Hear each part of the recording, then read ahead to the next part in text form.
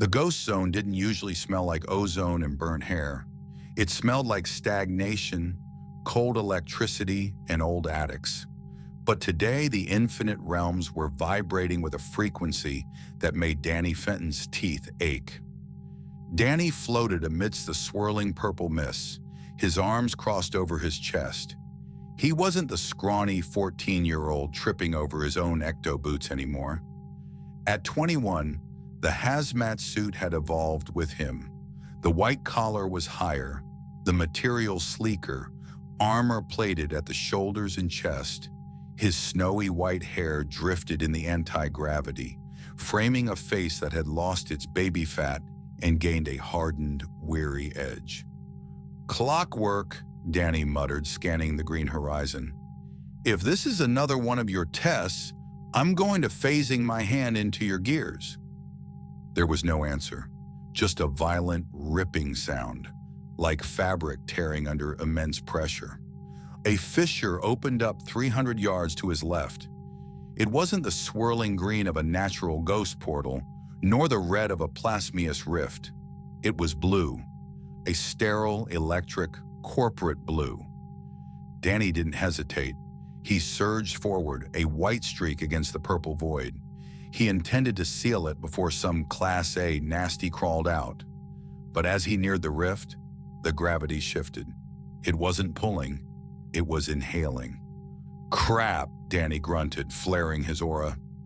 He dug his boots into the air, trying to anchor himself with telekinesis, but the energy lashing out from the tear wasn't ectoplasmic. It was biological, chemical, and heavy. It grabbed him, not by the arm but by his very molecular structure. The world twisted. The ghost zone vanished, replaced by a kaleidoscope of blinding lights and a roar that sounded like a jet engine dying inside a tunnel. Crash. Danny hit concrete, hard. He didn't bounce, he cratered. The impact sent spiderweb cracks shooting out 10 feet in every direction, kicking up a cloud of dust and pulverized stone. Danny lay in the center of the impact zone for a second, groaning. His intangibility had flickered off during the transit, leaving him to take the hit with standard, superhuman durability. He shook his head, his glowing green eyes narrowing as he pushed himself up. "Okay," he rasped, his voice echoing slightly. "Not Amity Park." He was standing in the middle of a manicured quad. Pristine green grass, neoclassical architecture, and banners waving in the wind. But it wasn't a normal college. The statues weren't of scholars or founding fathers. They were of people in capes, people posing like gods. A massive bronze statue of a man with a cape and a smug grin loomed over him. The plaque read, "Homelander." Danny floated upward, hovering 3 feet off the ground, dust shedding from his black jumpsuit. He scanned the area. He was surrounded. Hundreds of students were staring at him. They weren't running away screaming, "Ghost!" like the citizens of Amity Park. They were holding up phones, recording, whispering. "Is that a new cape? Who is he? Check the God U app. Is he a transfer? His eyes are glowing. Is that VFX?" Danny sensed the energy in the crowd. It was overwhelming. Almost everyone here had a power signature. It wasn't spectral energy, though. It felt chemical, manufactured. "Hey, you!" Danny turned in midair. 3 security guards were sprinting across the grass, but they weren't carrying flashlights. They were carrying assault rifles designed to take down tanks. Behind them walked a tall, muscular student with skin that looked like it was made of organic steel. "You're trespassing on private property," the steel student shouted, cracking his knuckles. "Identify yourself or get folded." Danny's expression flattened. He'd fought gods, demons, and his own evil future self. A frat boy made of chrome didn't register on his threat radar. "I'm just passing through," Danny said, his voice cold and amplified, carrying across the quad. "Tell me where I am and I'll leave." You're at Godolphin University, the steel boy sneered, leaping into the air. He was fast, aiming a sledgehammer punch right at Danny's jaw. And you're leaving in a body bag. Danny didn't dodge. He just went intangible. The steel fist passed harmlessly through Danny's face. The momentum carried the student forward, off balance. Danny solidified instantly, grabbed the back of the student's neck, and hurled him downward. The steel boy hit the pavement with a sound like a car crash, embedding himself in the concrete next to Danny's original crater. Silence swept across the campus. The phones were all still recording, but the whispering had stopped. Danny drifted down, landing softly on his boots. The security guards raised their rifles, their hands shaking. Danny flashed his eyes, bright, toxic green, and charged his hands with ecto energy. The sound was a high-pitched whine, like a bomb charging up. "I suggest you lower the guns," Danny said. "I'm having a really bad day." Before the guards could fire, a voice cut through the tension. It came from the loudspeakers, crisp and overly friendly. "Stand down, security, stand down. Mr. Phantom, is it? Please don't incinerate the staff. We've been expecting you. Or rather, someone like you." A woman in a sharp business suit marched out of the main administration building, flanked by two more heavy-hitter students. She didn't look scared. She looked like she was looking at a winning lottery ticket. She stopped 10 feet from him, looking him up and down, noting the glowing eyes, the floating hair, the casual devastation he'd just caused. "Incredible," she muttered, tapping a tablet. "Natural flight, intangibility, super strength, energy projection, and you appeal to the goth demographic." She looked up, flashing a predatory smile. "Welcome to Godolphin University. I think you're going to fit right in with the School of Crime Fighting. How are your ratings?" Danny powered down his hands, the green glow fading slightly, though his eyes remained lit. He looked at the statue of Homelander, then at the unconscious Steel Boy, and finally at the woman who looked at him like he was a product. "My ratings?" Danny asked, a sarcastic smirk touching his lips. "Usually I get a solid F for property damage." "Perfect," the woman said. "Come with me. We need to get you a uniform that isn't whatever that is. You're enrolled effective immediately." Danny floated there for a moment. The portal was gone. He had no idea where this universe was relative to his own. He needed intel, he needed resources, and he needed to figure out why everyone here felt like a walking science experiment. "Fine," Danny said, touching down. "Lead the way. But if you try to dissect me, I'm haunting this whole campus." The woman laughed. It wasn't a nice laugh. "Oh, honey, at Godolphin, the ghosts are the least of your worries." The office of Dean Indira Shetty was a masterclass in psychological warfare, masquerading as interior design. It was too clean, too symmetrical, and the temperature was kept at a precise 68 degrees, chilly enough to keep students alert, warm enough to not induce shivering. Danny sat in a leather chair that cost more than the Nasty Burger franchise, his white boots resting casually on the edge of a mahogany coffee table. He hadn't powered down. His white hair still flowed in an invisible ethereal current, and the toxic green glow of his eyes cut through the room's ambient lighting. Shetty sat behind her desk, her hands clasped. She wasn't intimidated. She was calculating. "Mr. Fenton," she began, sliding a tablet across the desk. "Or do you prefer Phantom?" "Phantom is fine for the press," Danny said, his voice carrying that slight, eerie echo. "Danny is fine for people who aren't trying to sell action figures of me." "Which one are you?" Shetty offered a tight, practiced smile. "I'm the woman who keeps you from being dissected by the Department of Homeland Security. You appeared out of thin air, created a crater in my quad, and hospitalized a legacy student. In the real world, that's domestic terrorism. Here, it's an audition." Danny picked up the tablet. It was a contract, a student enrollment form, a non-disclosure agreement, and a terrifyingly thick liability waiver all rolled into one digital document. "I'm not signing this," Danny said, tossing the tablet back. It hovered in the air before landing, caught by his telekinesis. "I'm not a student. I'm an anomaly. I need a lab. I need to scan for dimensional rifts, and I need to go home." "And you think you can do that alone?" Shetty leaned forward. "You're in a world where superpowers are a commodity, Mr. Fenton. Without Vought backing, without Godolkin protection, you are a rogue variable. The Seven will come for you. And unlike the boy you threw into the concrete, they don't hold back." Danny laughed. It was a dry, humorless sound. "I've fought gods who could eat time. I've fought a version of myself who destroyed humanity. I think I can handle a guy in a star-spangled cape." "Perhaps," Shetty conceded, her eyes narrowing. "But can you handle the lawsuits? The media spin?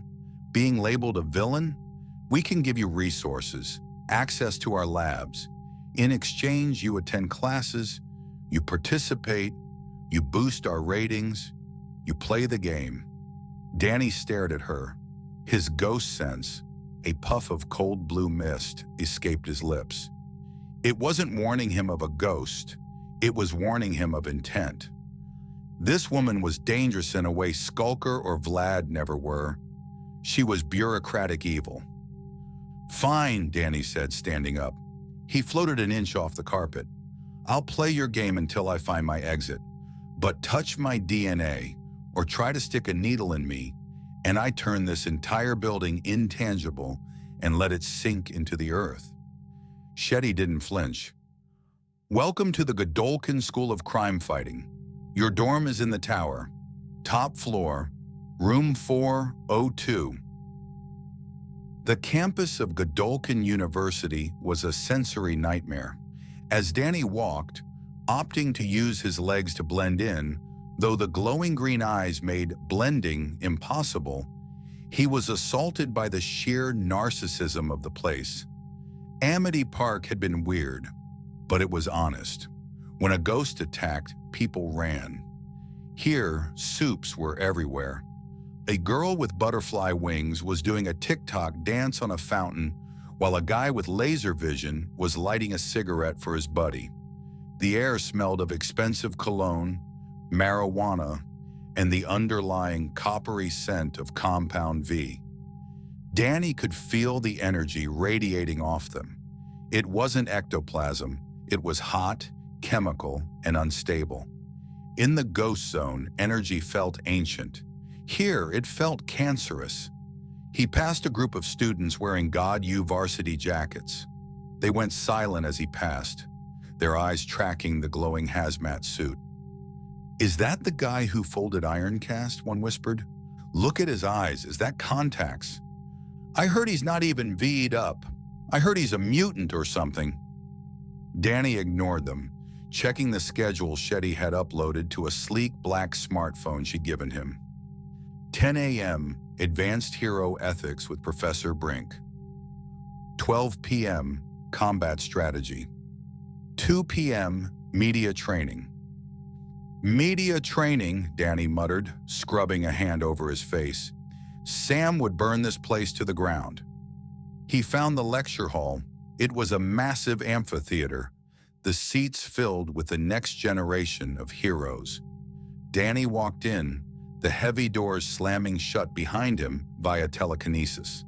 The sound made half the room jump. At the front of the room stood Richard Brinkerhoff. Brink. The man was a legend in this world, apparently. He looked like a grandfather who could snap your neck. "Ah," Brink said, adjusting his glasses.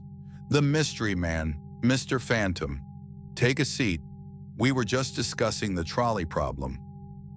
Danny floated up the stairs, ignoring the empty seats in the back, and sat right in the middle row, next to a girl who could shrink to the size of a mouse. She looked terrified of him. "The trolley problem," Danny said, leaning back. "You saved the most people. Simple." "Is it?" Brink smiled condescendingly. Let's adjust the variables. The track splits. On the left, 5 civilians. On the right, 1 person. But that 1 person is a donor who contributes 40% of the hero fund for your municipality. If you save the 5, your team loses funding, your gear degrades, and next month you fail to stop a bank robbery that kills 10 people. Who do you save? The class was silent. A guy in the front row raised his hand. You save the donor. It's a net positive for long-term saving stats. Brink nodded. Correct. It's about the macro game. Danny felt a flare of anger in his chest, his core temperature dropping the air around him by 10 degrees. That's garbage. Heads turned. Brink's smile tightened. Excuse me? You don't trade lives for funding, Danny said, his voice steady. You save the 5 people. Then you figure out how to stop the robbery next month without the fancy gear. If you need a paycheck to be a hero, you're not a hero. You're a mercenary. A few students gasped. A girl with white pupils whispered, "He's dead." Brink stared at Danny for a long moment. Idealism is cute, Mr. Phantom, but in the real world, idealism gets you killed. This isn't a comic book. This is risk management. You are a product. If the product breaks, or if the product fails to yield returns, it is discarded. I'm not a product, Danny said, his eyes flaring brighter. And if you teach them to think like accountants instead of rescuers, you're not making heroes. You're making monsters. The bell rang, cutting the tension like a knife. Brink began gathering his papers. See me after class, Phantom. We need to assess your volatility. The top 10 lounge was restricted access. Only the highest-ranked students at Godolphin were allowed inside. It featured a private bar, a massage therapy room, and a view of the entire campus. Danny didn't have a pass. He just phased through the wall. He stepped out of the drywall, brushing dust off his shoulder, right into the middle of a conversation between 3 people. The first was a young man who looked like he'd been carved out of marble and set on fire. Luke Reardon, Golden Boy, the top-ranking student. He was shirtless, his skin radiating a heat that made the air shimmer.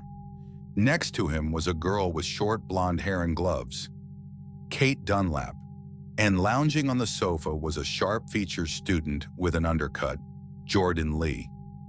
You must be the new guy, Luke said. He didn't sound angry about the intrusion. He sounded curious. He stood up, and Danny noted the guy was big. Tight muscle, easy confidence. Security is going to have a fit about the wall.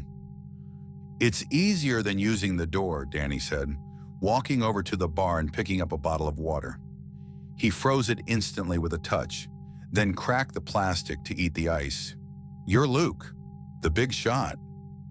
Golden Boy, Jordan Lee corrected, shifting form from female to male in a fluid ripple of biology. And you're the guy who lectured Brink. Word travels fast. He was talking nonsense, Danny said, crunching on an ice cube. Kate Dunlap stood up, walking toward Danny. She had a softness to her, but Danny's instinct screamed, "Predator." She reached out, removing one glove. Hi, I'm Kate. You're very intense. I can feel your mind buzzing from here. Why don't you relax? She reached for his arm. Don't, Danny warned. She touched his bicep. Nothing happened. Her hand passed straight through his arm as if he were made of smoke. A chill shot up Kate's arm, numbing her fingers instantly. She yelped and pulled back, clutching her freezing hand. What the hell? Kate gasped, her breath visible in the sudden cold. Intangibility, Danny said, his arm solidifying again. An automatic defense mechanism. I don't like people in my head. Luke stepped forward, placing a hand on Kate's shoulder to steady her. His expression hardened. The friendly jock vibe evaporated. That wasn't cool, man. She tried to push me, Danny said, meeting Luke's gaze. I just wasn't there to be pushed. You think you're better than us? Jordan Lee asked, stepping up beside Luke. The air in the room grew heavy. "I think I'm different," Danny said. "You guys run on chemicals. I'm dead. Sort of." Luke chuckled, but his eyes were blazing with actual fire now.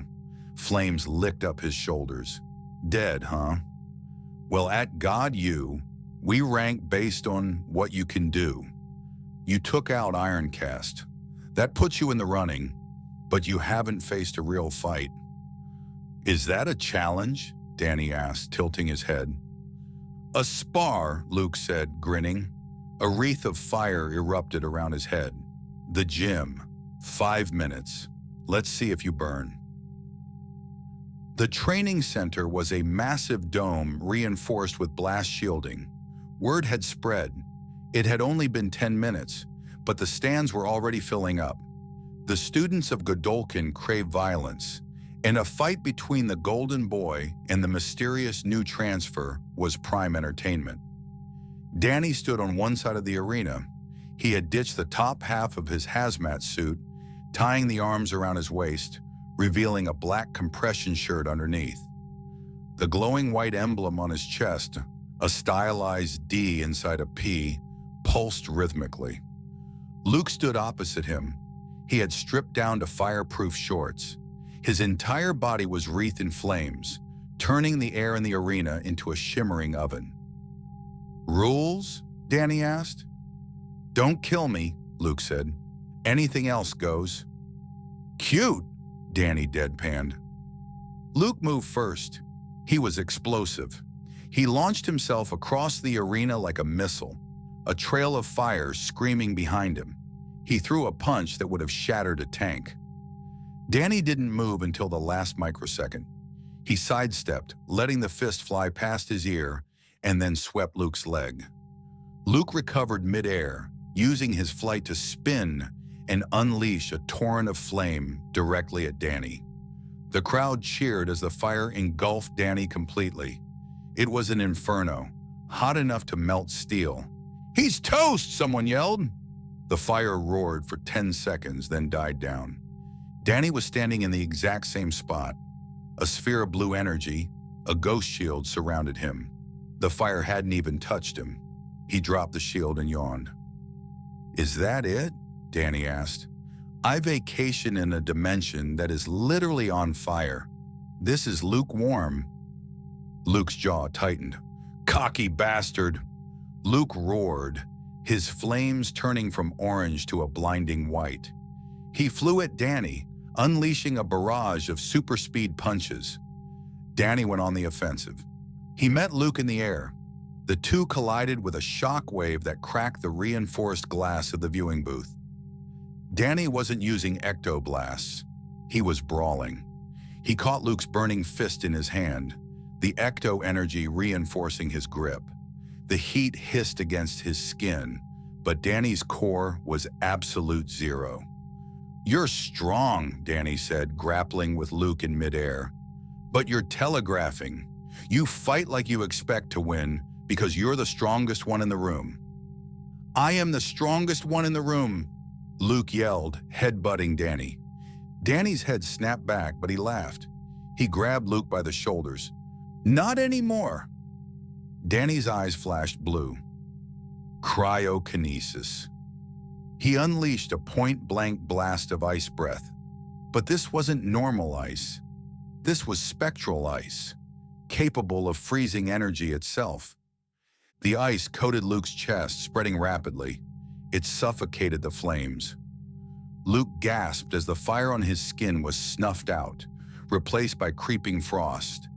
The cold bit into his bones, sapping his strength. Danny spun him around and slammed him into the arena floor. Boom! Luke lay in a crater, shivering, his flames extinguished. He tried to get up, but his limbs were heavy with frost. Danny floated above him, looking down with a mixture of pity and boredom. The crowd was dead silent. Golden Boy had just been beaten, effortlessly. Danny landed next to him. He offered a hand. "You rely too much on the fire," Danny said quietly, so only Luke could hear. "What happens when someone puts it out? "Who are you then, Luke?" Luke looked up at the hand. He was shivering, his lips turning blue. He looked at the crowd, the students recording, the judgments, the fear. Then he looked at Danny's green eyes. There was no mockery there, just a question. Luke slapped Danny's hand away and pushed himself up, reigniting a small flicker of flame to warm himself. "I'm the guy who's going to kick your ass next time," Luke muttered, though his voice lacked its usual bite. Danny shrugged. "Look forward to it." As Danny turned to leave the arena, he saw Shetty standing up in the VIP box. She wasn't frowning. She was writing something down, and up in the shadowy rafters of the dome, invisible to everyone else, Danny's ghost sense gave a small tingle. He looked up. There was a camera there. Not a security camera, a tiny floating drone. It wasn't Vought tech. It looked like Fenton tech. Danny smiled for the first time since arriving.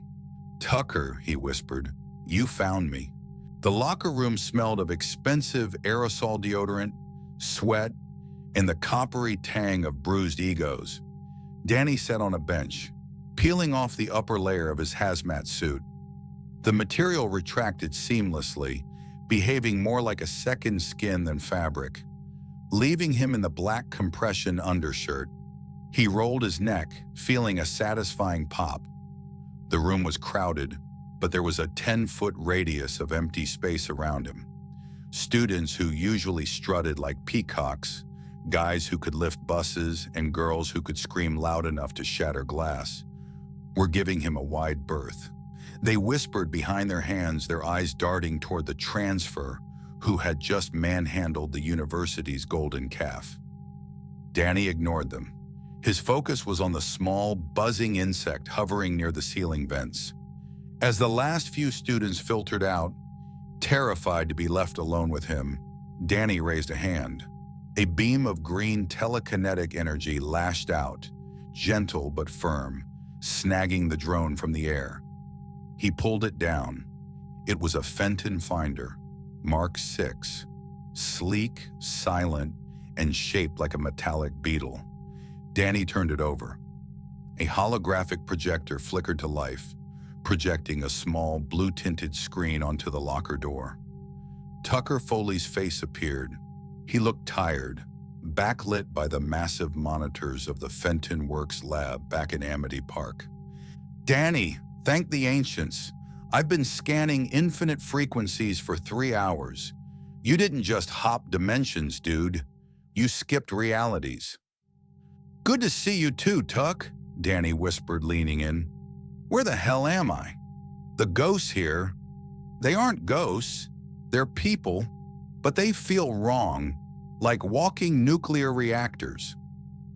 "Yeah, about that," Tucker said, typing furiously on his end. "I'm reading the ambient energy of that dimension. It's biological, not spectral. A chemical compound is rewriting human DNA on a global scale. It's nasty stuff, Danny. It interferes with the natural ectosignatures. That's why your intangibility flickered when you arrived. The air is thick with it." Danny frowned. "Compound V, that's what they call it." "Whatever it is, it's acting like a jammer," Tucker explained. "I can't open a portal to pull you out yet.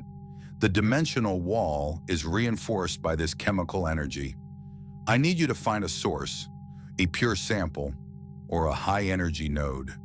If you can spike the frequency from your end, I can lock on and punch a hole." "Spike the frequency," Danny muttered. "So cause a scene?" Tucker grinned. "Bigger than usual, and Danny, be careful. The energy readings I'm getting from the people there, they're unstable. If they die, they don't become ghosts. They just burn out. There's no ectozone there to catch them." The transmission fizzled as the drone's battery indicator flashed red. "I'll keep scanning. Don't die. Sam says hi, and she says if you hook up with a superheroine, she's hunting you down across the multiverse." The hologram vanished. Danny pocketed the drone, a small smile touching his lips. "No worries there, Sam," he murmured. "This place is a nightmare." The sun was setting over Godolphin University, casting long, blood-red shadows across the pristine campus. Danny walked the grounds, his hands in his pockets. He needed to find a high-energy node. His ghost sense, the cold, icy prickle at the back of his neck, had been buzzing at a low level since he arrived. It was background radiation, but every now and then it spiked. He walked past the Statue of Polarity, heading toward the School of Crime Fighting Tower. The Seven Tower, they called it, the dorms for the elite. As he rounded a corner near the administrative wing, he nearly collided with a girl. She dropped her books. Danny's reflexes kicked in. He caught them telekinetically before they hit the ground, floating them back into a neat stack in her arms. "Whoa," she breathed, looking up. It was the girl he'd seen earlier, Marie Moreau. She had dark curly hair and looked like she hadn't slept in a week. She was staring at him with wide brown eyes. "Thanks," she stammered. You're the guy. Phantom." "Danny," he corrected. "Phantom is for the branding department." Marie shifted the books, looking nervous. "I saw the fight. With Luke. Nobody has ever made him look like that. You froze his fire." "Fire needs oxygen," Danny said with a shrug. "Or in his case, it needs confidence. He fights angry. Angry makes you sloppy." Marie looked down at her hands. "I know about sloppy." Danny studied her. His senses picked up the energy inside her. It was fluid, viscous. Unlike Luke's roaring furnace or Jordan's shifting density, Marie's power felt internal, vital. "You're new too," Danny noted. "Freshman?" "Yeah," Marie said, "trying to keep my head down, which is hard when you—" She trailed off. "When you what?" Marie looked around to make sure no one was listening. "My power, it's gross. People don't like it. It's not flashy like fire or lasers." Danny laughed softly. "Kid, my best friend controls technology and smells like processed meat half the time. My girlfriend is a goth who talks to plants. And I spent half my teenage years getting shoved into lockers because I tripped over my own feet. Gross is relative." Marie smiled, a genuine, small thing. "I control blood." Danny raised an eyebrow. "Blood bending, handy, dangerous." "Yeah," she whispered, "dangerous." Suddenly, a wave of cold washed over Danny. Not the ambient chill of the evening, but a sharp, localized spike of his ghost sense. A wisp of blue breath escaped his lips. He spun around, looking toward the ground. Specifically, at a grate near the foundation of the admin building. "What is it?" Marie asked, stepping back, alarmed by the sudden shift in his demeanor. The casual student was gone. The predator was back. "Do you hear that?" Danny asked. "Hear what?" "Someone crying," Danny said. "Underground." Marie shook her head. "There's nothing down there. Just maintenance tunnels. Probably rats." Danny walked to the grate. He crouched, his hand glowing green. He placed his palm on the metal. He didn't just hear it with his ears. He felt it with his core. Ectoplasmic resonance. Someone was in pain. Deep, agonizing pain. And the energy signature was massive. A high-energy node. "Hey!" A security guard, one of the heavily armed Vought contractors, was jogging toward them. "Step away from the building. Students, restricted area." Danny stood up slowly. He looked at the guard, then down at the ground, then back at Marie. "Go to your dorm, Marie," Danny said quietly. "Danny? Go." Marie hesitated, then turned and hurried away. She was smart enough to know when the air pressure dropped, a storm was coming. The guard stopped 5 feet away, hand on his sidearm. Mr. Phantom, Dean Shetty wants to see you. Now. She said you'd probably be sniffing around. Danny's eyes narrowed. Lead the way. The invitation from Shetty turned out to be a summon to the Godolphin Gala. Apparently celebrating the brutal ranking system required champagne and tiny hors d'oeuvres. The ballroom was lavish. Crystal chandeliers, gold-leafed pillars, and a crowd of the most beautiful, dangerous young people on the planet. The music was thumping bass that rattled the teeth. Danny stood near a pillar, holding a glass of sparkling water he didn't intend to drink. He was wearing a suit Shetty had provided, black, sharp, tailored. He looked the part of a Vought hero, but he felt like an intruder. He watched the room. Jordan Lee was laughing loudly at a joke told by a donor. Andre Anderson was bending a spoon with his mind to impress a group of sorority girls. And then there was Luke. Golden Boy was sitting in a booth in the corner, a bottle of whiskey in front of him. He looked terrible. The confident god from the arena was gone. His eyes were bloodshot, darting around the room as if he were tracking invisible flies. Kate Dunlap was next to him, whispering in his ear, her gloved hand resting on his forearm. Danny tuned his hearing. It was a trick he'd learned from Vlad, enhancing his auditory reception to pick up whispers from across a noisy room. It's just stress, Luke, Kate was saying. You're tired. The fight with Phantom messed with your head. Just relax. Let me help you. I heard him, Kate, Luke hissed, clutching his glass until it cracked. I heard Sam. He was screaming. In the woods. Sam is gone, Luke. He went to the facility in Florida. He's getting help. You know that. Do I? Luke looked at her, his eyes desperate. Because I don't remember him leaving. I just remember you telling me he left. Kate reached for his face. Baby, trust me. Danny's grip on his water glass tightened. The woods. He pushed off the pillar and walked toward the booth. The crowd parted for him. The slayer of Golden Boy. The Phantom. He stopped at the table. Luke looked up, hostility flaring instantly. Here to gloat? Luke snarled. No, Danny said calmly. I'm here to tell you that you're not crazy. Kate froze. She looked at Danny, her eyes wide with warning. Leave us alone, Phantom. He's had enough. He thinks he hears his brother, Danny said, locking eyes with Luke. And I think he's right. Luke stood up, knocking the table. The bottle of whiskey toppled, spilling amber liquid everywhere. What do you know about Sam? I know that I have senses that pick up things other people miss, Danny said.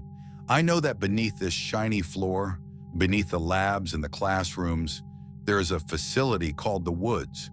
And there is someone down there with an energy signature that feels a hell of a lot like you.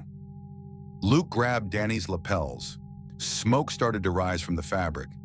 If you're lying to me, I will incinerate you. Luke, Kate shouted, grabbing his arm. She pulled her glove off with her teeth. Stop it. Danny didn't flinch. He let the heat singe his suit. I can take you there, Luke, right now. We just have to go down. Security, Kate screamed. 3 guards materialized from the crowd, tasers drawn. But before they could act, Shetty appeared. She looked impeccable in a crimson dress, her face a mask of polite concern. Is there a problem here? She asked, her voice cutting through the music. Phantom is aggravating the students, Kate said quickly, pulling her glove back on. He's trying to start a fight. Shetty looked at Danny. Her eyes were cold, calculating. She knew. She knew that he knew. Mr. Phantom, Shetty said, perhaps you've had too much excitement for one day. I think it's time you retired to your quarters. Danny brushed Luke's hands off his lapels. He dusted the ash away. I'm not tired, Danny said, but I am bored of this party. Luke, When you're ready to stop listening to the people who are gaslighting you, come find me. I'm room 402. Danny turned and walked away. He felt Kate's eyes boring into his back. He felt the tension in the room. He had poked the bear. Now he just had to wait for the bear to tear the cage apart. Danny didn't go to room 402. He went to the roof. The night air was cool. He sat on the ledge of the 7 tower, legs dangling over the edge, hundreds of feet above the campus. He activated the Fenton Finder drone again. "Tuck, you getting this?" The hologram flickered. "Loud and clear. I'm tracking a massive energy source below the quad. It's shielded, Danny. Lead-lined, energy dampened. But whatever is down there, it's radioactive as hell." "It's a prison," Danny said. "They're keeping kids down there. Experiments."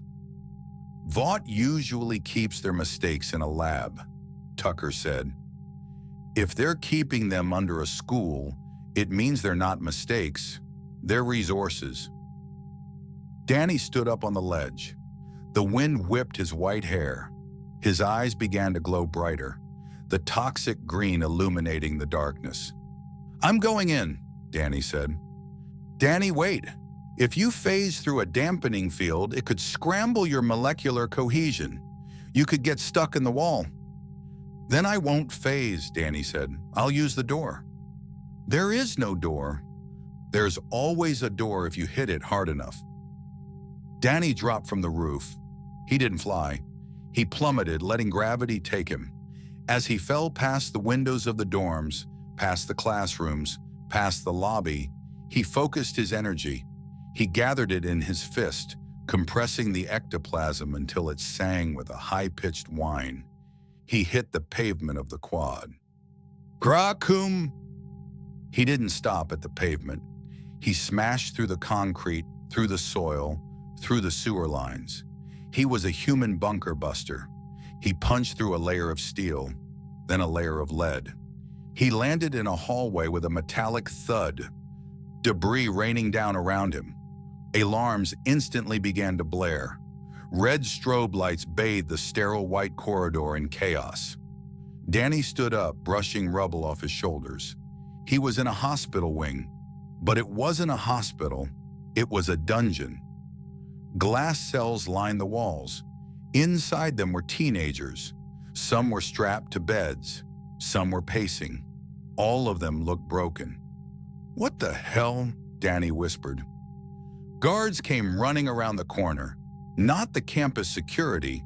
These were tactical teams in full riot gear, carrying weapons that glowed with blue energy. Sonic cannons. "Intruder! Sector 4! Open fire!" A wave of sonic force blasted toward Danny. It was designed to incapacitate Supes, to scramble their inner ears and liquefy their organs. Danny raised a hand. "Ghost shield!" A green dome erupted around him. The sonic waves crashed against it, rippling harmlessly. Danny pushed the shield outward. It expanded violently, knocking the tactical team off their feet, slamming them against the walls. He dropped the shield and floated forward, hovering a foot off the linoleum. He looked into the nearest cell. A boy was sitting there. He looked like Luke, but thinner, wilder. His eyes were manic. Sam Reardon. Danny phased his hand through the glass, grabbed the locking mechanism, and crushed it. The door hissed open. Sam looked up, blinking. Are you the angel?" "No," Danny said, extending a hand. "I'm the transfer student. Your brother misses you." Sam scrambled back, terrified. No, it's a test. Shetty's watching. It's a test." "It's not a test, Sam," Danny said softly. "I'm busting you out." "You can't," a voice said from behind him. Danny turned. Standing at the end of the hallway wasn't a guard. It wasn't Shetty. It was a man in a dark suit, wearing a helmet that covered his entire face. He held a staff that crackled with electricity. Tech Knight, the detective. Trespassing, destruction of property, kidnapping, Tech Knight droned, his voice amplified. I've been analyzing your fight footage, Phantom. You rely on intangibility to avoid damage, but you have to solidify to attack.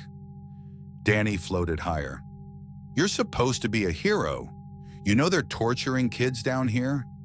I know that order requires sacrifice, Tech Knight said, and I know that your biology is fascinating. I can smell the ectoplasm. It's necrotic. You're a walking corpse. And you're a walking tax write-off, Danny snapped. Tech Knight moved faster than a human should. He swung the staff. Danny went intangible, expecting it to pass through. It didn't. The staff connected with Danny's ribs with a sickening crunch. Electricity, tuned to the exact frequency of the dampening field, coursed through him. Danny screamed. The pain was blinding. It forced him solid. He crashed into the wall, sliding down to the floor. How? Danny gasped, clutching his side. I told you, Tech Knight said, walking forward, spinning the staff. I analyzed you. Your intangibility is a frequency shift. This staff disrupts that shift. You're just flesh and bone now. Danny tried to fire an ectoblast, but his hands flickered and died. The electricity had shorted out his core. He was grounded. Tech Knight raised the staff for a finishing blow. Class dismissed, Mr. Fenton. Suddenly, the wall of the corridor exploded. It wasn't Danny. A figure wreathed in golden fire tore through the reinforced steel like it was wet paper. The heat was instantaneous and overwhelming. Luke Riordan stood in the breach. His eyes were burning with a rage that transcended madness. He had followed the hole Danny made. He had seen his brother. Get! Luke roared, his voice sounding like a volcano erupting. Away from him! Luke didn't aim for Tech Knight. He aimed for the entire hallway. He unleashed a blast of fire so intense it vaporized the floor tiles. Tech Knight was forced to leap back, deploying a heat shield. Luke turned to Danny, extending a hand that was literally melting the air around it. You were right, Luke said, looking at Sam, who was cowering in the open cell. Tears streamed down the golden boy's face, evaporating instantly in the heat. You were right. Danny took Luke's hand.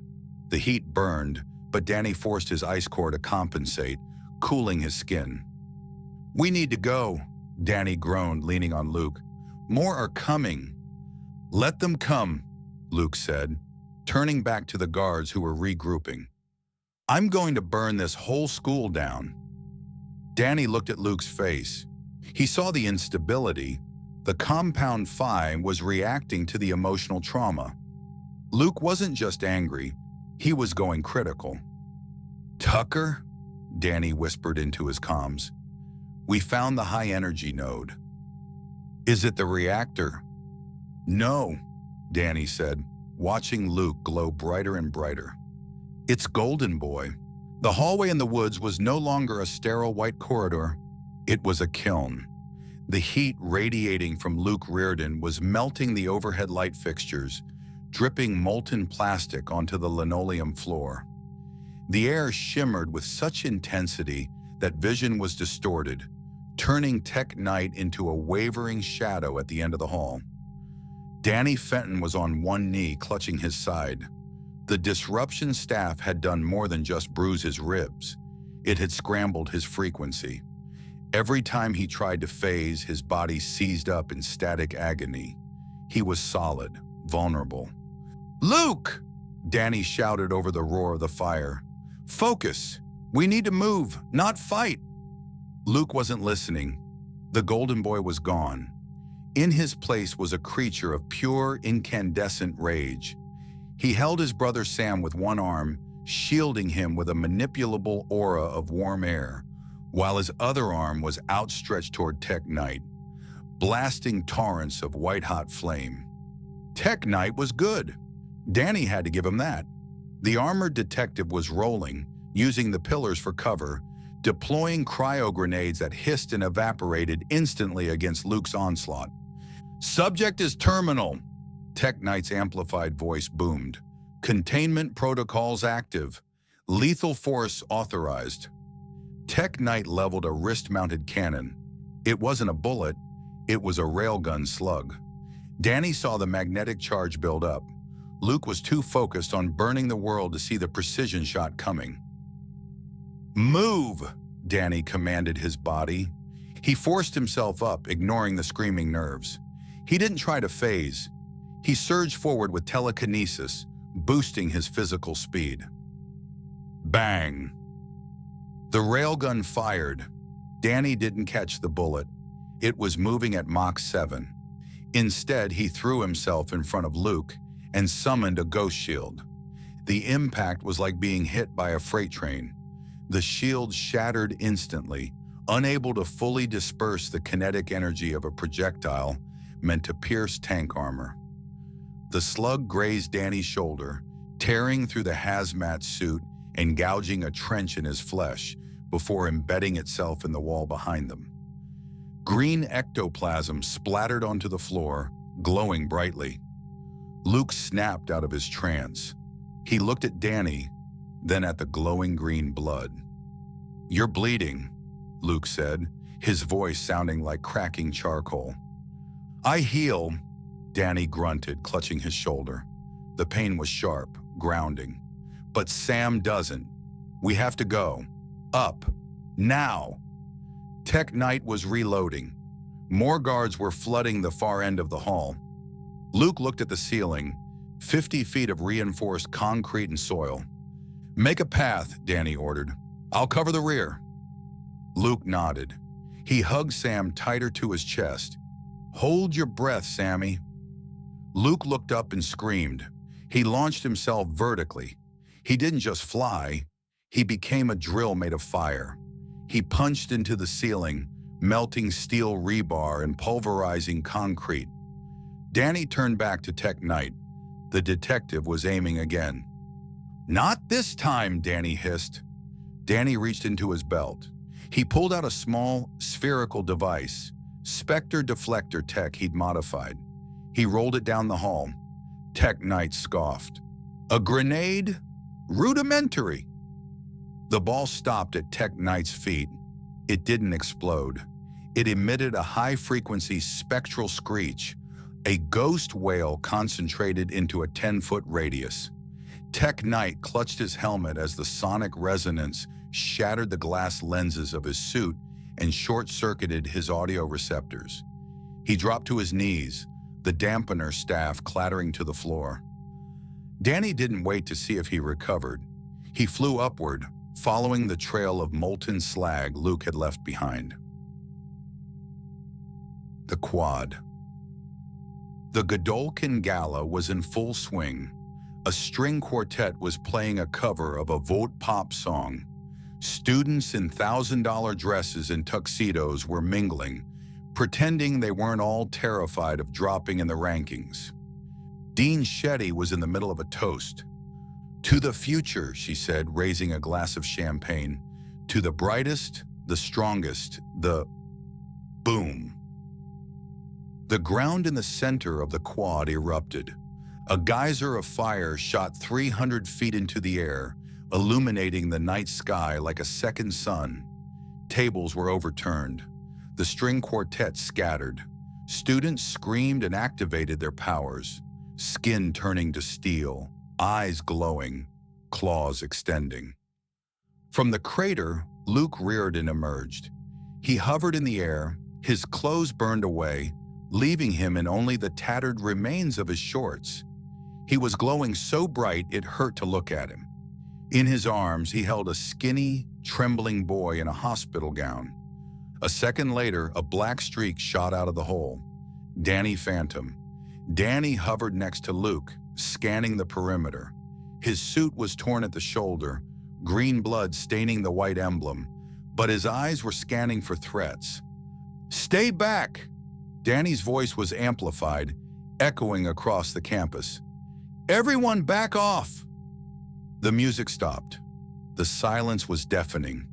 broken only by the crackle of Luke's flames. "That's Sam," someone whispered. "That's Luke's brother. I thought he was in rehab. He looks like a prisoner." Dean Shetty stared at the scene. Her face didn't show panic. It showed calculation.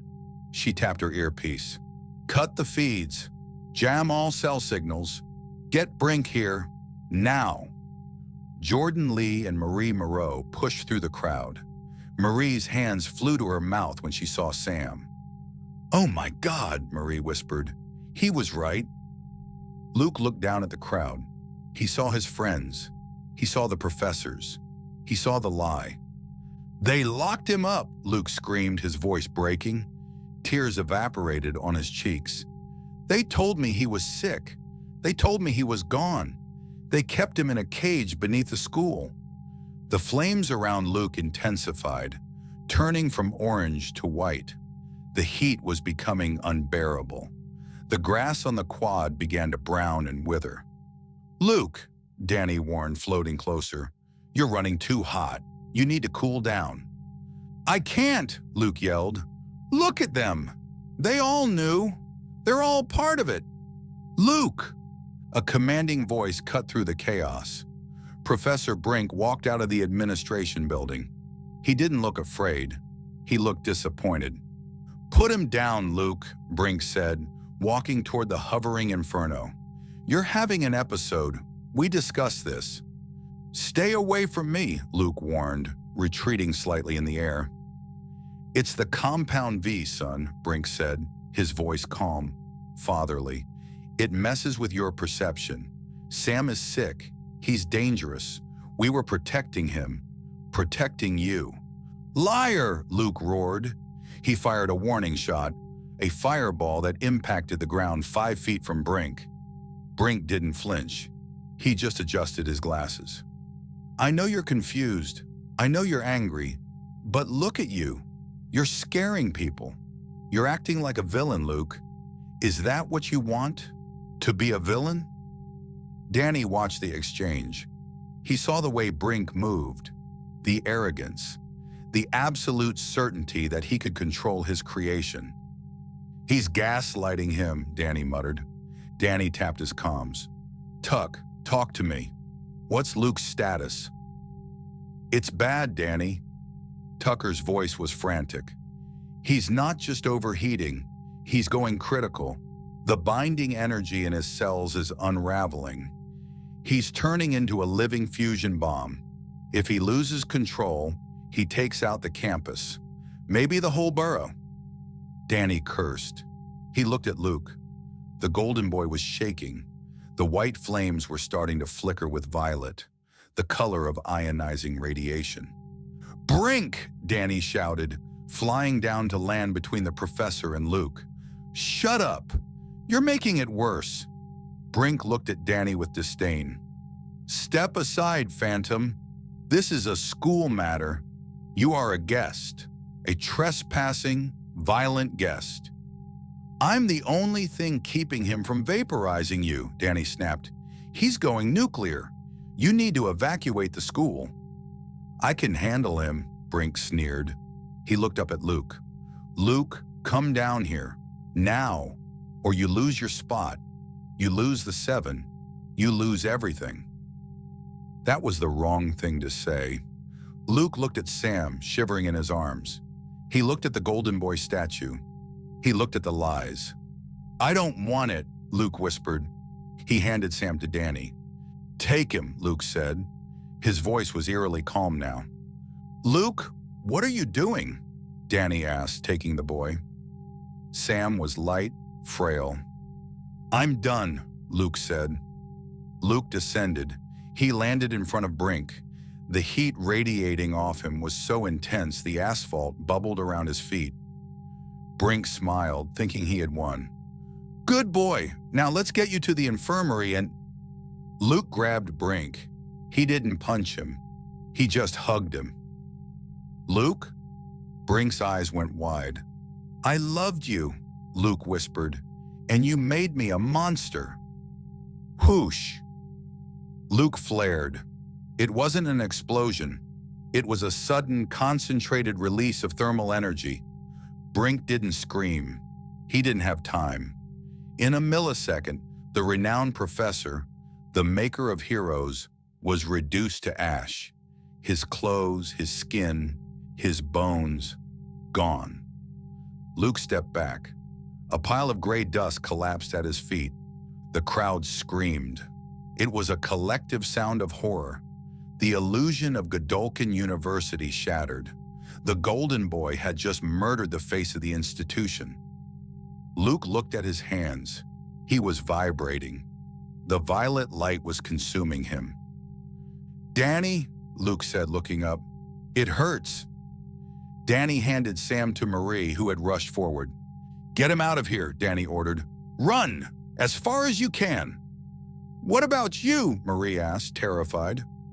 "I have to stop the bomb," Danny said. He turned to face Luke. "The ascension."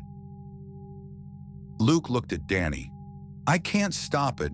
It's like a fire inside my blood. It wants to get out." "I know," Danny said, floating closer. The heat was blistering, even for him. His suit was sounding alarms. "But you can't let it out here. There are thousands of people, Luke." "I don't care," Luke wept. "I hate them. I hate this place." "You don't hate Marie," Danny said. "You don't hate Andre. You don't hate Sam. If you blow up now, Sam dies. You just saved him, Luke. Don't make that for nothing." Luke looked at Sam, who was being dragged away by Jordan and Marie. "I have to go," Luke said. He looked up at the sky, the dark, endless sky. "I have to go away." Luke crouched and launched himself. He broke the sound barrier instantly, a streak of violet and white light tearing through the clouds. He was heading for the stratosphere. "Damn it," Danny grunted. "Tuck, I'm going after him." "Danny, his core temp is reaching solar levels. If you get close, you'll melt." "I'm already dead, Tuck." Danny flew. He pushed his speed. Mach 2, Mach 3. He became a white blur, chasing the dying star that was Luke Reardon. The air grew thin. The temperature dropped, but the heat coming from Luke kept the air around them scorching. They reached 30,000 feet, then 40. Luke stopped. He hovered there, a tiny sun against the backdrop of space. He was crying, but the tears were plasma. Danny stopped 50 yards away. He could feel the radiation sleeting off Luke. "Luke!" Danny screamed over the wind. "Let me help you. I can freeze it. I can overshadow you and contain the reaction." Luke shook his head. "It's too late. I can feel it. My heart it's dissolving." Luke looked at Danny. For a moment, the madness cleared. "Thank you," Luke said, "for finding him." "Luke, no!" Luke closed his eyes. He spread his arms. The energy expanded. Danny didn't think. He acted. He couldn't stop the explosion. It was physics, but he could shape it. Danny flared his aura. He pulled on every ounce of ectoplasm in his reserves. He didn't create a shield around himself. He created a shield around Luke. "Ghost shield! Max output!" A sphere of green energy enveloped the Golden Boy. Inside the sphere, Luke Reardon exploded. It was a nuclear event, a flash of light that turned the night sky into day for 100 miles. The force of the blast slammed against the inside of Danny's shield. Danny screamed. It felt like holding back a hurricane with his bare hands. The pressure was unimaginable. His nose started to bleed. The capillaries in his eyes burst. The green shield cracked, spiderwebbing under the strain. "Hold it!" Danny roared, pouring his soul into the barrier. The fireball consumed Luke, vaporizing him instantly. The energy raged against the green walls, looking for an escape. Danny squeezed. He compressed the shield. He forced the energy in on itself, denying it the oxygen it needed to burn, denying it the space it needed to expand. He held it for 5 seconds. 10. And then, with a final dying flicker, the fire went out. The sphere was empty, just swirling ash and residual heat. Danny dropped the shield. He hovered in the silence of the upper atmosphere. Smoke drifted from his suit. His skin was burned, healing slowly. He was exhausted. He looked down at the world below, at the lights of the campus. "Goodbye, golden boy," Danny whispered. He let gravity take him. The aftermath. Danny crashed into the quad for the second time that night. He landed on one knee, coughing. The silence on the campus was heavy. Everyone was staring at the sky, where a second moon had just flickered and died. Danny stood up. He swayed. Shetty was there. She was surrounded by Vought tactical teams. She looked furious. "You," she hissed, pointing a finger at him. "Do you have any idea what you've done? You destroyed Vought's greatest asset. You incited a riot. You kidnapped a patient." Danny looked at her. His eyes were dim, the green glow fading. He wiped blood from his nose. "He wasn't an asset," Danny rasped. "He was a kid." "He was a murderer," Shetty shouted. "And you are an accomplice. Take him. I want him in the woods. Deep storage." The tactical teams raised their weapons.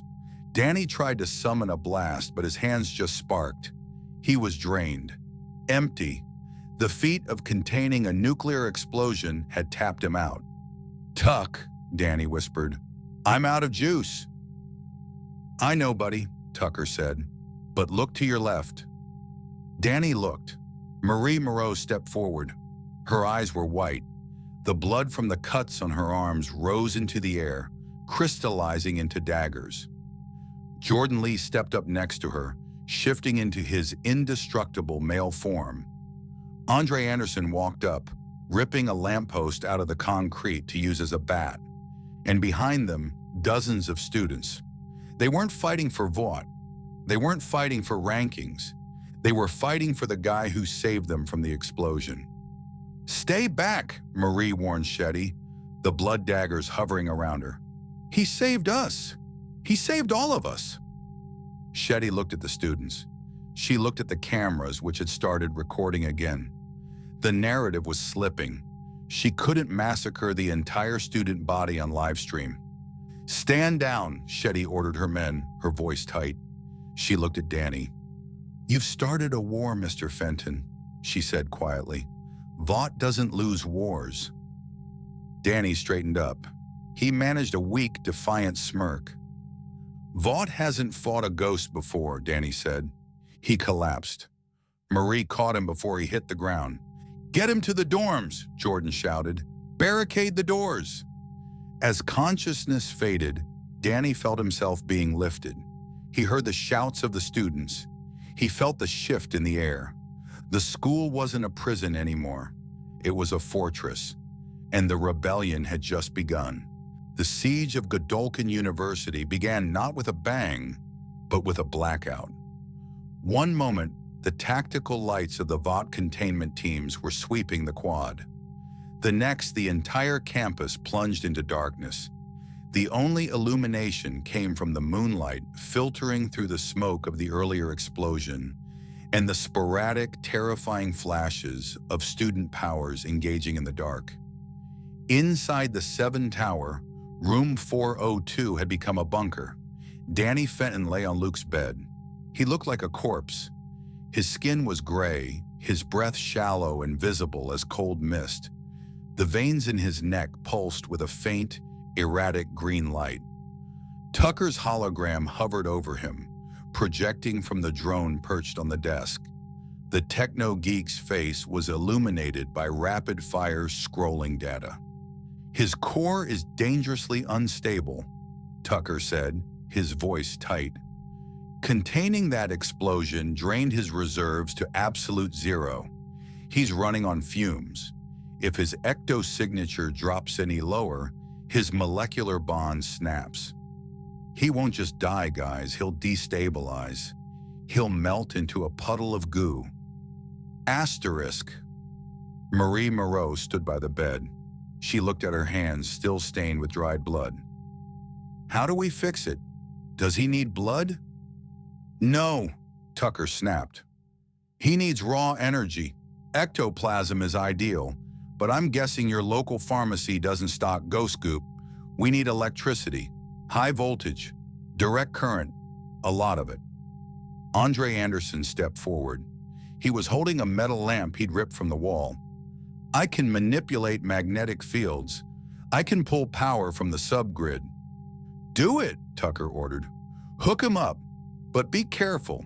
If you fry his nervous system, he stays a ghost forever. Andre nodded. He placed his hands on the headboard and the footboard of the metal bed frame. He closed his eyes. The air in the room hummed with static. Outside the window, a helicopter spotlight swept past. They're breaching the lobby, Jordan Lee said, looking out the window. Jordan was in male form, his skin as hard as diamond. We can't hold them off forever. Shetty brought in the super hunters. We just need time, Marie said, grabbing a scalpel from a first aid kit. She slashed her palm, letting the blood ribbon into the air, hardening into jagged shards. We hold the line until he wakes up. The lobby. The ground floor of the tower was a war zone. Vought tactical teams, wearing sound-dampening helmets and carrying disruption rifles, moved in a phalanx. They were professional, ruthless, and prepared for biological variances. But they weren't prepared for a student body that had nothing left to lose. A wave of rats, thousands of them, surged across the marble floor, swarming up the legs of the soldiers. Emma Meyer, shrunk down to the size of an action figure, rode the lead rat like a cavalry commander. Go for the optics, Emma screamed, her tiny voice piercing the chaos.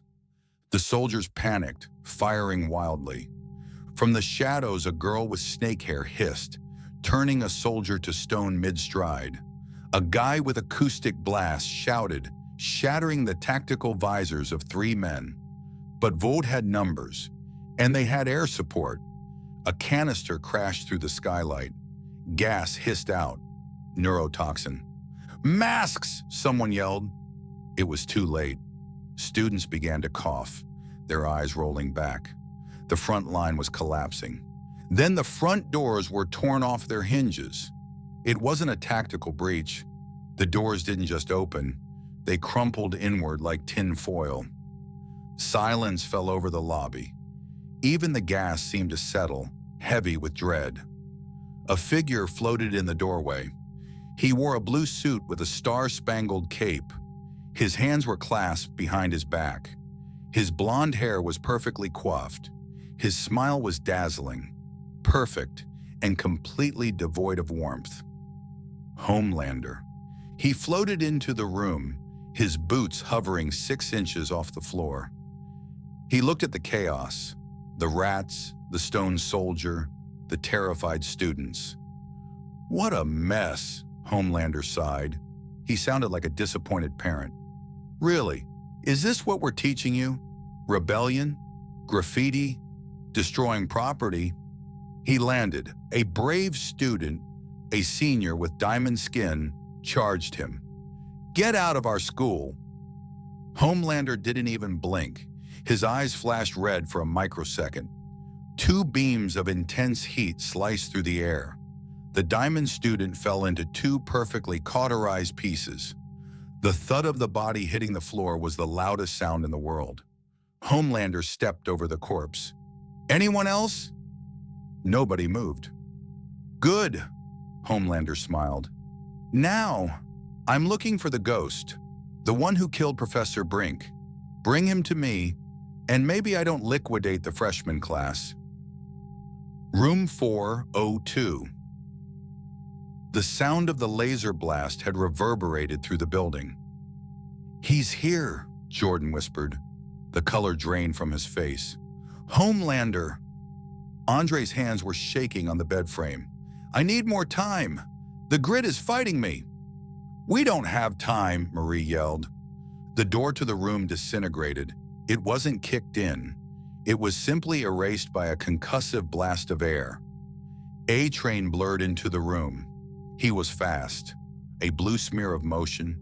He stopped in the center of the room, looking around nervously.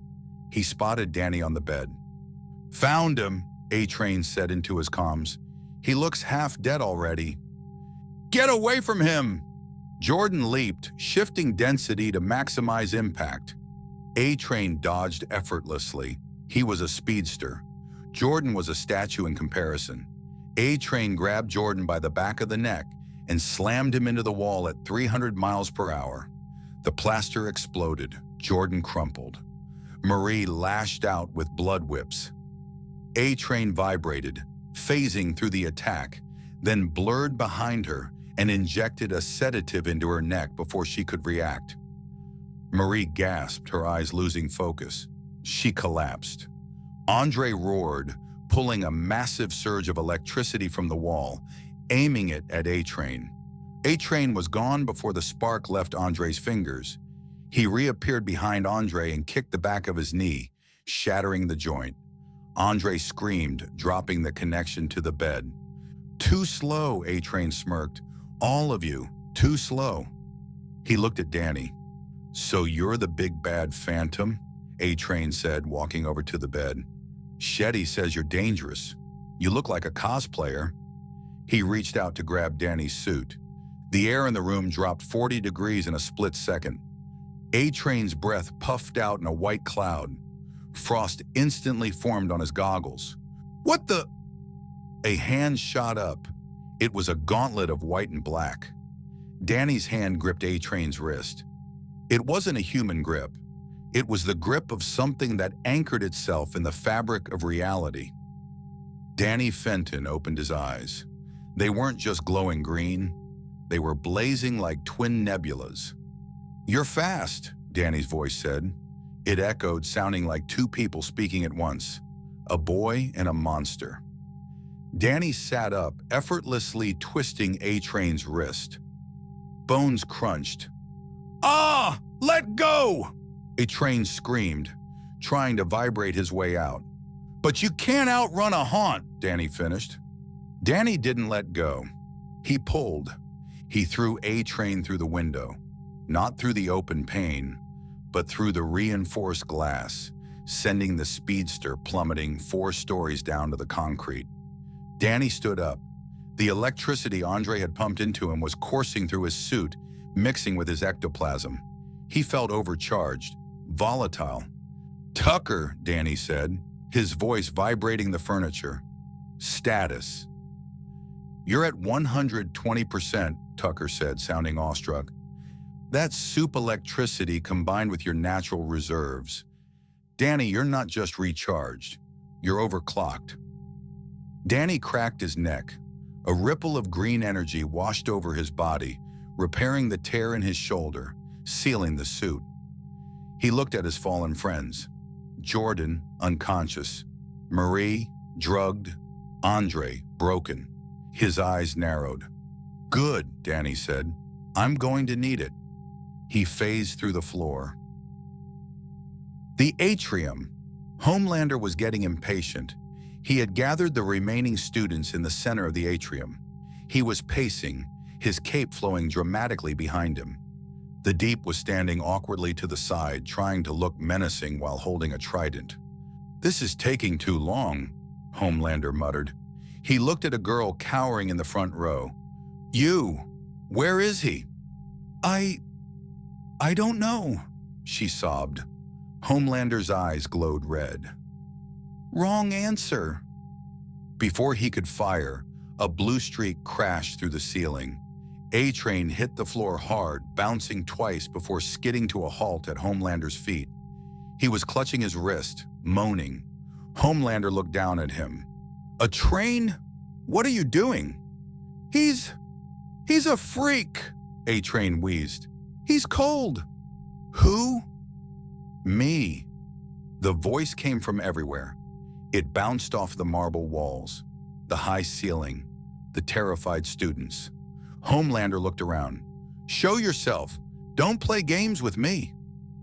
A spot of green light appeared in the air, 20 feet above the ground. It swirled, expanded, and solidified. Danny Phantom hovered there. He looked different than before. The white hair was flaming like cold fire. His aura was jagged, crackling with static electricity. The air around him was distorting, bending the light. "You must be the landlord," Danny said, crossing his arms. "I have some complaints about the heating." Homelander floated up to meet him. They hovered face to face, two gods in a room of mortals. "And you must be the terrorist," Homelander sneered. He scanned Danny with his X-ray vision. He frowned. "I can't see inside you," Homelander said, genuinely confused. "There's nothing there, just fuzz." "I'm privacy encrypted," Danny quipped. "You killed Brink," Homelander said. "You ruined my university." "Brink killed himself when he decided to torture kids," Danny retorted. "And this isn't a university. It's a factory, and I'm shutting it down." Homelander laughed. It was a terrifying sound. "You think you can stop me? I'm the Homelander. I can do whatever the fuck I want." "I've heard that before," Danny said, his expression hardening. "Usually right before I put the guy in a thermos." Homelander's patience snapped. "Die!" Homelander unleashed his heat vision at point-blank range. The red beams, hot enough to slice through an aircraft carrier, struck Danny squarely in the chest. The student screamed. The beams passed right through him.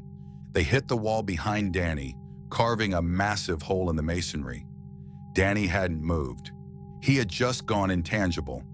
The center of his chest was a swirling vortex of mist where the lasers were passing through. Homelander stopped, blinking. "What?" Danny solidified. "My turn." Danny raised his hand. A bright green sphere of compressed ecto-energy formed in his palm. "Ghost Ray!" He fired. The blast hit Homelander in the chest. It didn't burn. It hit with the force of a wrecking ball. Homelander was blasted backward, flying across the atrium and smashing through a stone pillar. Dust rained down. The students gasped. Nobody hit Homelander. Nobody. Homelander pulled himself out of the rubble. His suit was scuffed. He looked at his chest. He wasn't bleeding, but he felt it. A dull ache. His face contorted into pure, unadulterated rage. "You little shit!" Homelander launched himself at Mach speeds. He was a battering ram. Danny didn't dodge this time. He duplicated. One Danny became four. Homelander flew through the first one, a hologram. He punched the second one, missed. The third Danny grabbed Homelander's cape. The fourth Danny grabbed his leg. "Get off me!" Homelander roared, spinning in the air. The Dannys merged back into one, positioned directly above Homelander. Going down. Danny increased his density, 100 tons. He dropped onto Homelander's back, driving both feet into the Supes' spine. Homelander plummeted, slamming into the marble floor with enough force to shatter the foundation.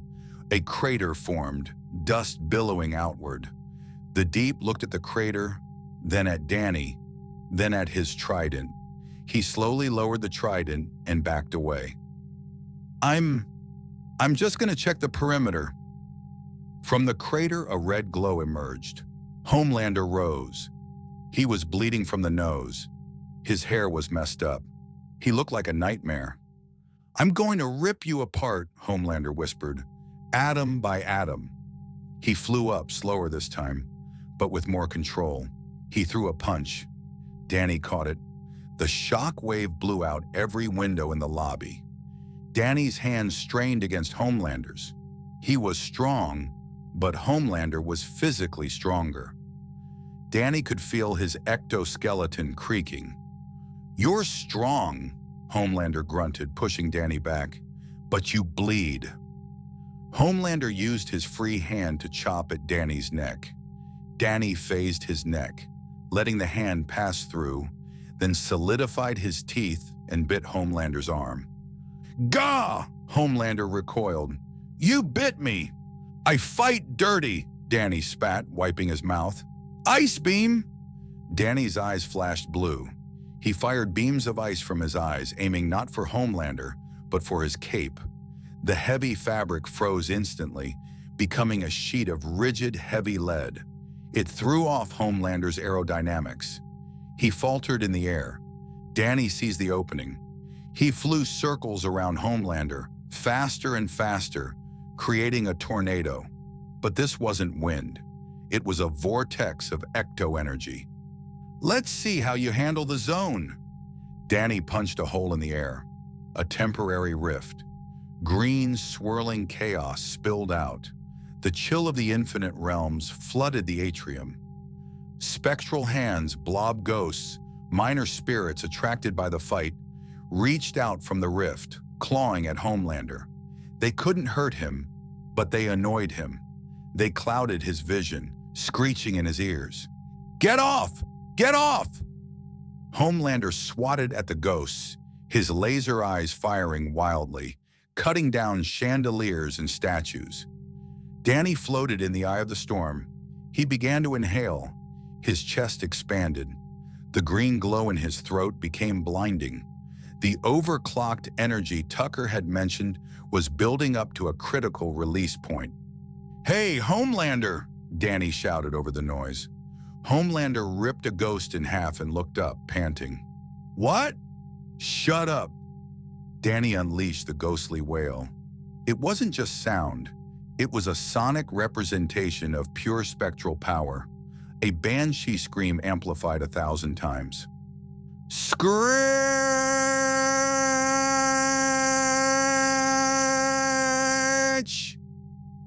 The shockwave hit Homelander. His eardrums burst instantly. His equilibrium shattered. The red lasers in his eyes flickered and died. His flight faltered. The wail didn't just push him, it flattened him. It peeled the floor tiles off the ground. It cracked the pillars. It blew the front doors of the university, which were already broken, clean across the parking lot. Homelander was pinned against the back wall of the atrium. He tried to push forward, veins popping in his forehead, but the sonic pressure was like a physical wall holding him in place. His suit began to tear. His skin rippled. For the first time in his life, Homelander felt actual, physical agony. Danny held the scream for 10 seconds. Then he ran out of breath. The silence that followed was ringing. Danny dropped to the floor, panting, his suit smoking. The white hair faded back to black for a second before flashing white again. He was flickering.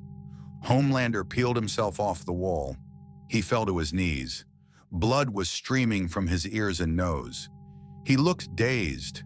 He tried to stand, but stumbled. He looked at Danny with something new in his eyes, not hate, fear. What are you?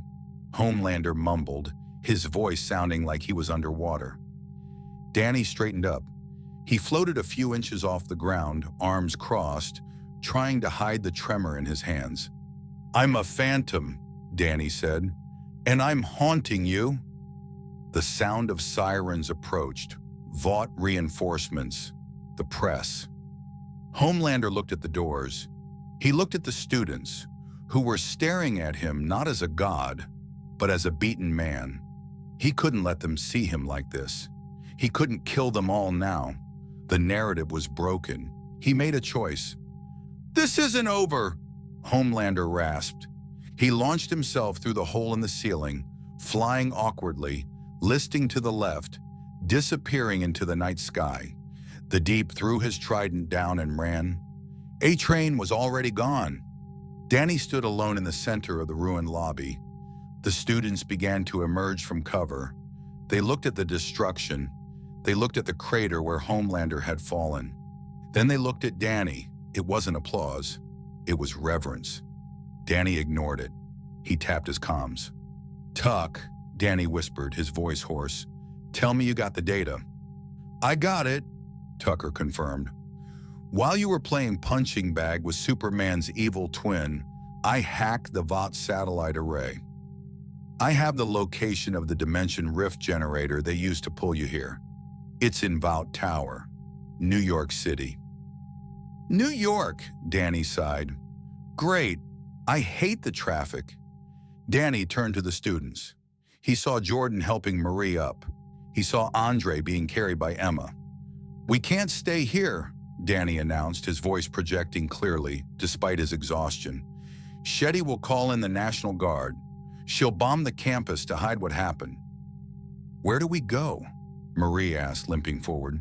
There's nowhere safe. There is, Danny said, but we have to take a road trip. He pointed to the Vought transport truck parked outside, the one the tactical team had arrived in. Who knows how to drive a tank? The stolen armored transport rumbled down the EOI 95, its heavy tires humming against the asphalt.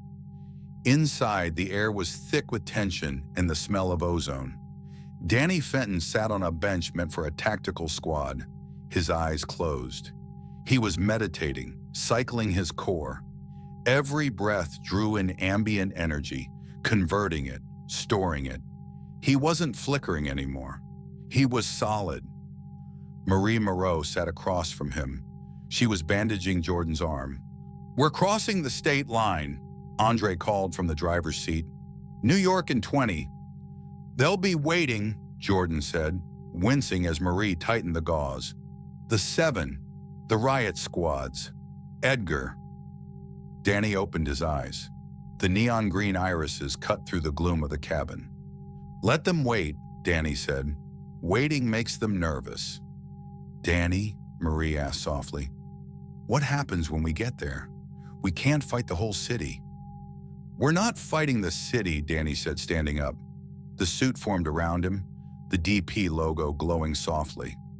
We're cutting off the head of the snake. Tucker found the schematics. Vought Tower has a sub-basement lab, level 99. That's where the rift generator is. That's my ticket home.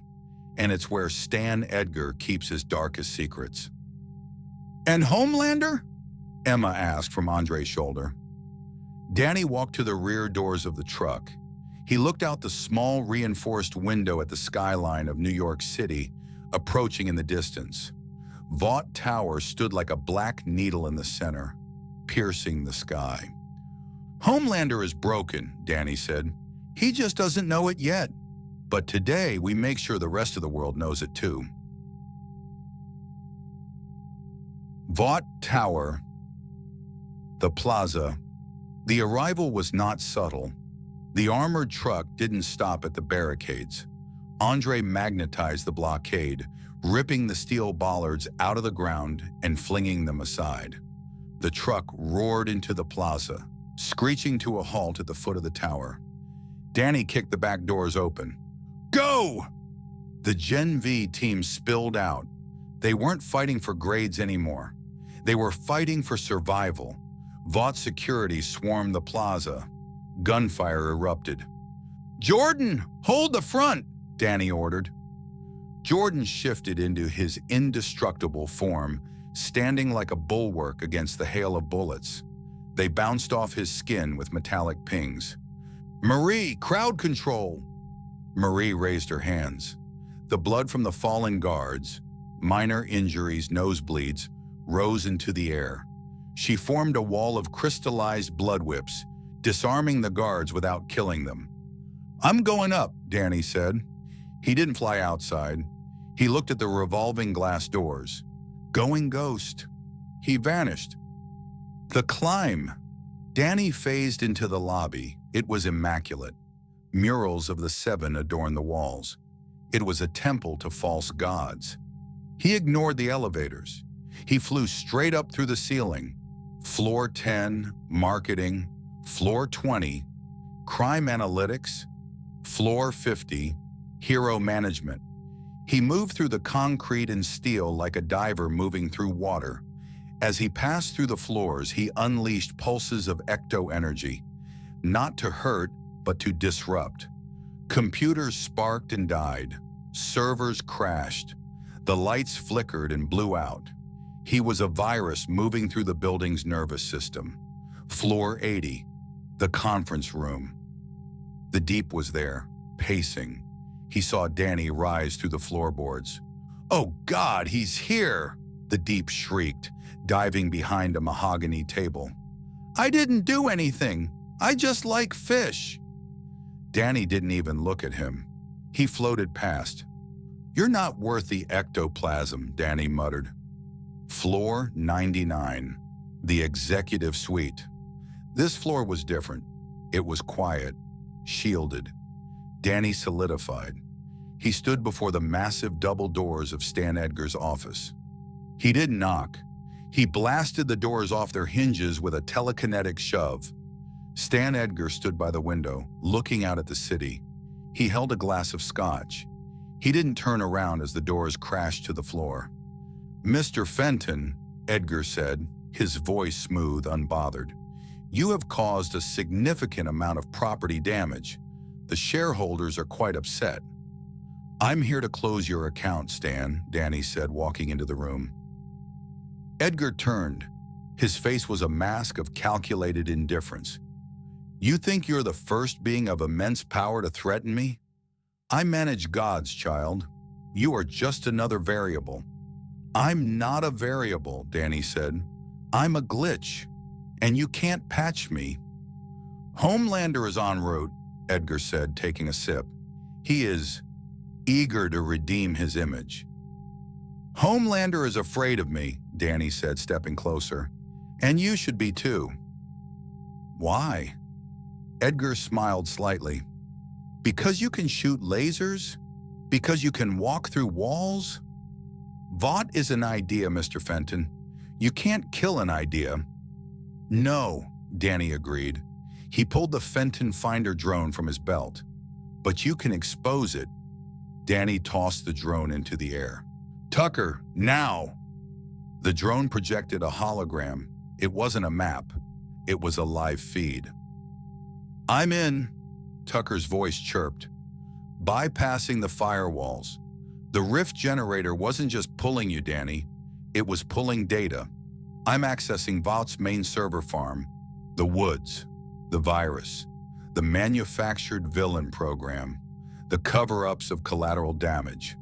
I'm uploading it all." Edgar's eye twitched, just a fraction. "To where?" Edgar asked. "Everywhere," Danny said. "Twitter, the New York Times, the FBI, the CIA, every news outlet on the planet. I'm not just leaking it, I'm broadcasting it on every frequency. Right now, every phone in Times Square is playing footage of Luke Riordan being tortured." Edgar set his glass down. The calm facade cracked. "Do you have any idea what you've done?" Edgar whispered. "You've destabilized the global defense network." "I took away your mask," Danny said. "Now let's see how long the idea lasts when everyone knows it's a lie." Boom. The window shattered. Homelander floated in the broken glass. The wind whipped his cape. His eyes were red, raw. He looked at Edgar, then at Danny. "Stop it!" Homelander screamed. "Stop the feed!" He could hear it. With his super hearing, he could hear the city below reacting.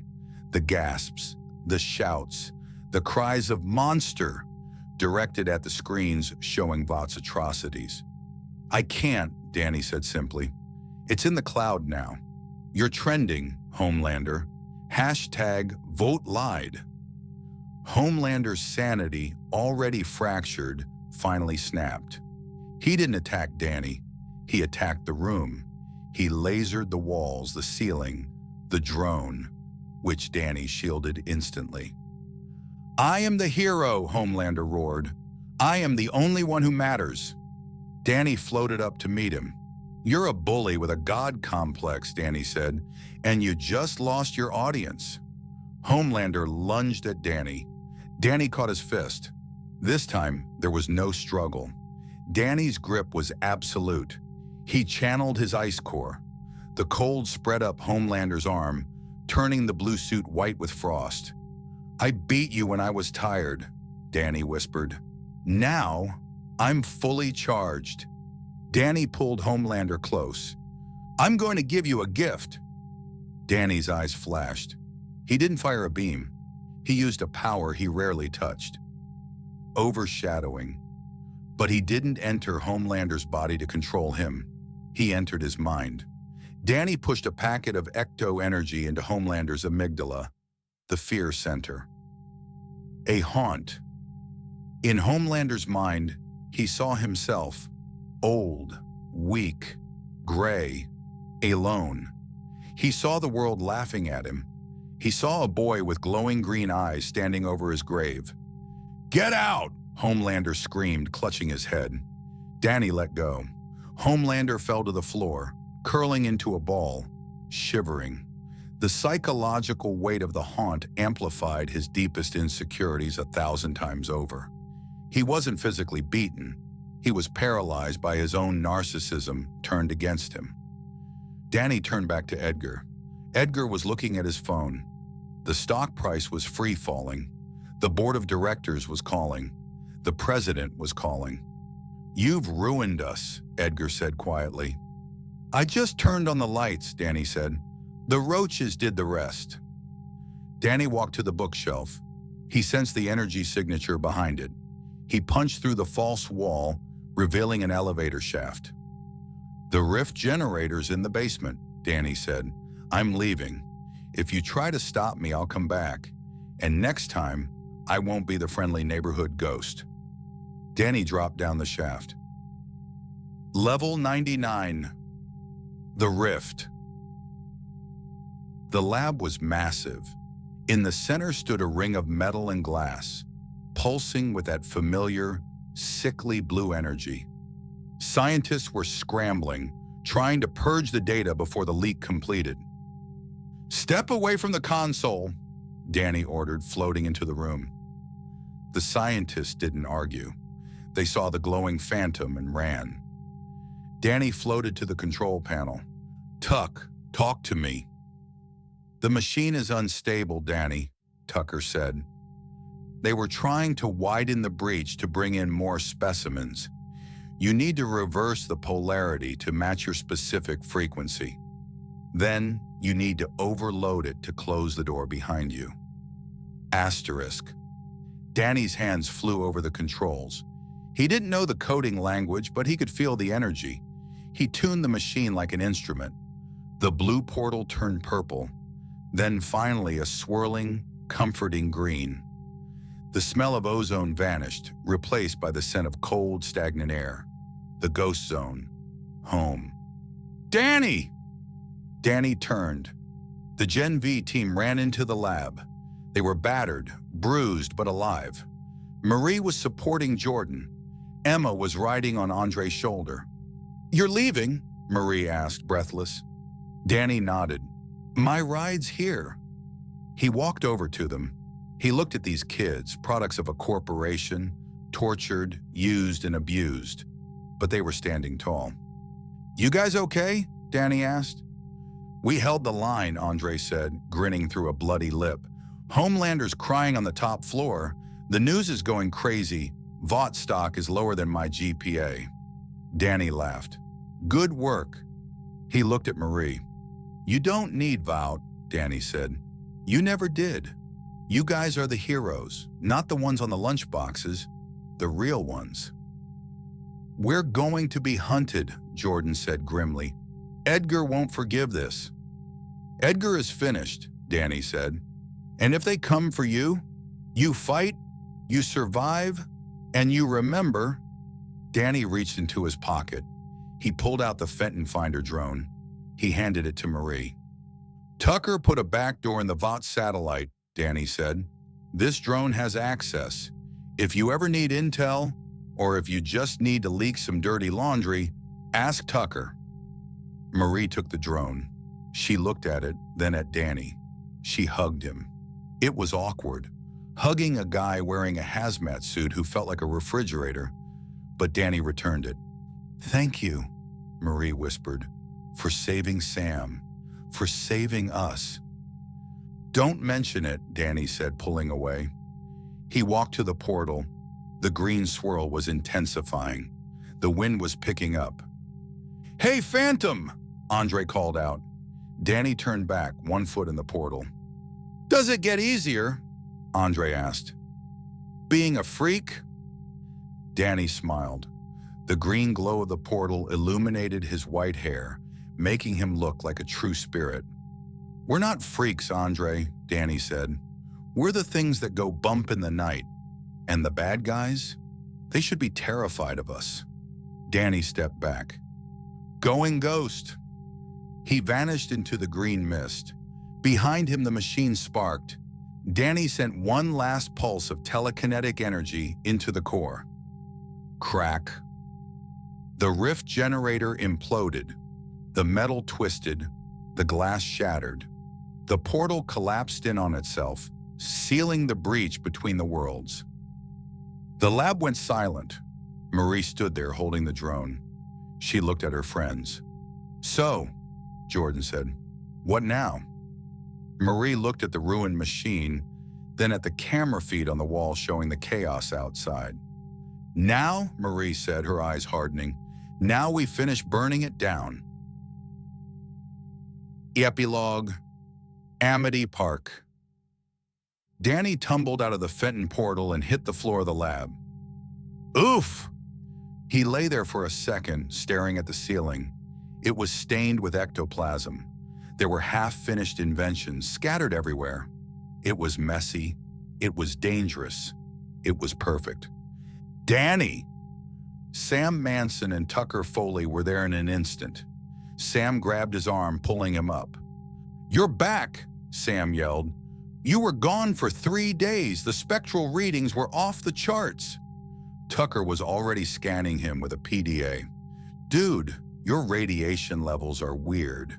You smell like chemical reagents and expensive cologne." Danny powered down. The white rings washed over him, leaving him in his jeans and t-shirt. He felt exhausted, sore, and incredibly heavy. Gravity felt stronger here. "I went to a bad place, guys," Danny said, rubbing his eyes. "A really bad place. No ghosts, just people. People trying to play God." "Did you kick their butts?" Tucker asked, grinning. Danny thought about Luke. He thought about the look on Homelander's face. He thought about Marie. "Yeah," Danny said softly, "I haunted them." "Well, you missed the math test," Sam said, punching him lightly on the shoulder. "Lancer is furious." Danny laughed. It was a genuine, happy sound. "I'll take Lancer over Stan Edgar any day." "Come on," Sam said, dragging him toward the stairs. "My parents are out of town. We're ordering Nasty Burger, and you are explaining everything." As they walked up the stairs, Danny paused. He looked back at the portal. The swirling green vortex was calm. He hoped they were okay. He hoped Marie and the others found their way. Epilogue. The Vought Universe. It had been 1 month since the Phantom incident. The world had changed. Vought International was in a death spiral. The leaks Danny had released were catastrophic. Congressional hearings were being held daily. Stan Edgar had been forced to resign, facing indictments for crimes against humanity. The Seven were in shambles. The Deep was in hiding. A-Train was in rehab. Black Noir was MIA. And Homelander sat in his apartment in the tower. The lights were off. He was watching the news. They weren't talking about his heroism. They were talking about the lawsuits. They were talking about the lies. He looked at the mirror. He saw the gray hair Danny had forced him to envision. He shook his head, lasers flickering in his eyes, but he couldn't fire. Every time he tried to use his powers, he felt that cold grip in his mind. The fear, the phantom. "You are small." Homelander shivered. He poured a glass of milk, his hands shaking. The god was afraid of the dark. Meanwhile, at Godolphin University, the statue of Homelander in the quad was gone. It had been melted down. In its place, the students had erected something else. It wasn't a formal statue. It was a mural painted on the side of the Scorch 7 tower. It depicted a figure in a black and white suit with glowing green eyes and white hair. He was surrounded by 4 other figures: a girl with blood, a boy of fire, a shifter, and a metal bender. Underneath the mural, spray painted in bright neon green, were 3 words: "We are ghosts." Marie Moreau stood in front of the mural. She was wearing a new jacket. No logos, no branding, just practical gear. Jordan walked up beside her. "Vought sent a cease and desist for the mural," Jordan said. "Let them come, take it down," Marie said calmly. "Tucker sent a message," Jordan added, holding up a new sleek tablet.